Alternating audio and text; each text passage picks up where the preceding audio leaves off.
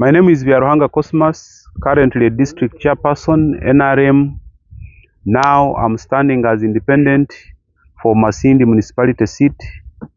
I first tried the Businge in the primaries because all along I thought our honorable minister for youth was going to stand here. I didn't want to conflict with the serving minister. But now that he didn't participate in the primaries, and since it is general elections which take someone to parliament, I had to come back to my original constituency where I reside and contest for this parliamentary seat in Masindi municipality. Masindi municipality for quite a long time has very many challenges. Masindi municipality started with Kasese municipality and other municipalities. We have seen them grow, we have seen them develop, and Masindi we have lagged behind mainly because of two reasons. One, our leaders at that level failing to follow up government programs like USMID, like the market, and many other programs. We have had this problem. Even if we have an opposition leader, the opposition leader still has the mandate as a member of parliament, follow up in the line ministries at the floor of parliament to make sure that our programs are tracked and we are able to fast track them and have them implemented in time. For instance, in my manifesto, my main agenda, number one, is to make sure that Masindi gets out of darkness. Masindi municipality has poor streets, has poor drainage system, has poor lighting system. There are no street lights. I want to make a follow-up on this USMID program so that we have first class tarmac roads in the middle, in the center of the town, and we have the lighting system. We have had these promises, but they are not forthcoming. They need a strong man, a strong leader like me who is vocal, who is well knowledgeable, who has good experience. I have worked with the government for the last 20 years in the health sector, and I've also worked as a district chairperson for 10 years. I've interacted with different government agencies, different MDAs, different people serving in this country, and I think this would be a quite easier work for me to implement. Then my second agenda is to make sure that we have secondary schools in every division. We have one division, that is Kigulia division, without a health center and a secondary school. Then we have one where we have been able at least to get a promise that we are going to get a secondary school under USI project, that is Karujuvu. It was also my effort to follow up and write to make sure that this secondary school of Karujuvu is brought from the third phase to the first phase. Now we are happy it is going to be implemented. But we need also these other divisions without secondary schools to get secondary schools. Then the health centers. All our health centers are health center too. We have only one OPD structure. They are not getting services of maternal in nature. They have no maternity. They have no laboratory. Now this one is affecting our communities in two ways. One, in service delivery. Then two, in terms of the quantity of drugs, because the health center 3 gets 3 times the drug budget than health center 2. Then 3, employment. We have our nurses, our laboratory staff, and other staff who are seated at home. And yet, if we got these health centers upgraded, we would be able to absorb these health workers, and then the area would develop, would get services nearer to the people, like HIV/AIDS, maternal services, immunization nearer to our people. I will give examples. We have Byamukama Health Center. We have Kibona Health Center, we have Kirasa Health Center, we even have wards without health centers like the Western Ward, all these communities, Kijura, which would decongest the hospital. That one is very key when we come to protecting the gains. Other areas in terms of health care, they are far ahead than Masindi municipality. Then, of course, the other one is to make sure that we get our people out of poverty. Government has done a lot. We have PDM, yes, but it's not enough. We need to mobilize our communities. The small income activities, I mean the small enterprising people, our communities, the informal sector need to be mobilized. Using the MP money, like any other leader, I would be able to mobilize our women, our market vendors, to make sure that we put them in 2 groups. Those ones who can access government fund, well, that is good. Then those ones who can be supported by the MP, as an example, we can have some money put in these groups to make sure that they can be able to generate their income, household income, without having a burden of loans. Then in the transport sector, I will be looking at the border borders.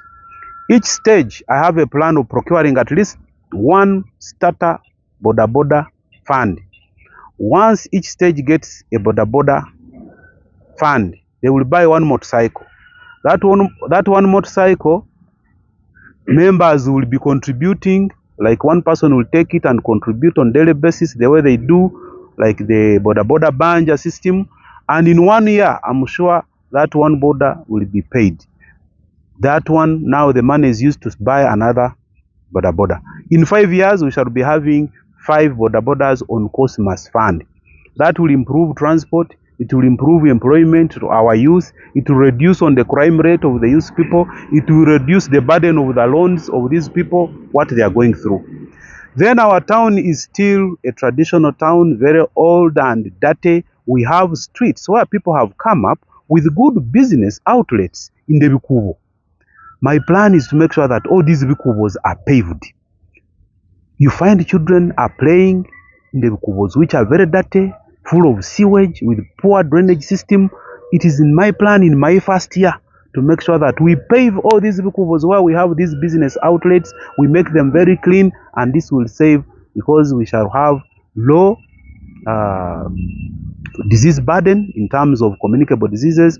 The place will be very smart, quite more accessible, and it will increase in the business activities, and our people will be able to access more customers, and the turnover rate will be high and will improve on our household income. Chairman, I'm not worried that you're getting into a race where you are independent but NRM leaning. You also have the candidate in there who is party for the NRM, but you divide your votes, and then you have an age for the FDC candidate to be able to go back to parliament. The FDC candidate went to parliament because there was a faction in NRM. Many of us supported FDC because we had NRM leaders who are fighting us within our NRM party. Like during my time, after nomination, there were NRM leaders who are fighting to make sure that I don't appear on the ballot paper. And this was quite very, very regrettable. And because of these factions and fights, many of us went and started supporting FDC, the opposition. But this time round, we don't have those leaders. We don't have those factions where people are fighting their fellow colleagues. So I believe every candidate has his own votes, and will depend on the mobilization. And as town people here, we don't vote party, like we are voting FDC, because we don't have FDC members. We don't have even an FDC register in Masindi municipality. It is NRM people. So equally, the FDC people can vote an independent candidate like me if they see that I'm of a good quality and I can ably represent them. The NRM people will vote me because there is no NLO stopping an independent candidate to stand, even in the NRM manifesto. I mean, in the NRM, even in the NRM constitution, there is no any clause stopping an NRM member to stand as an independent candidate. Even the president has said this many times.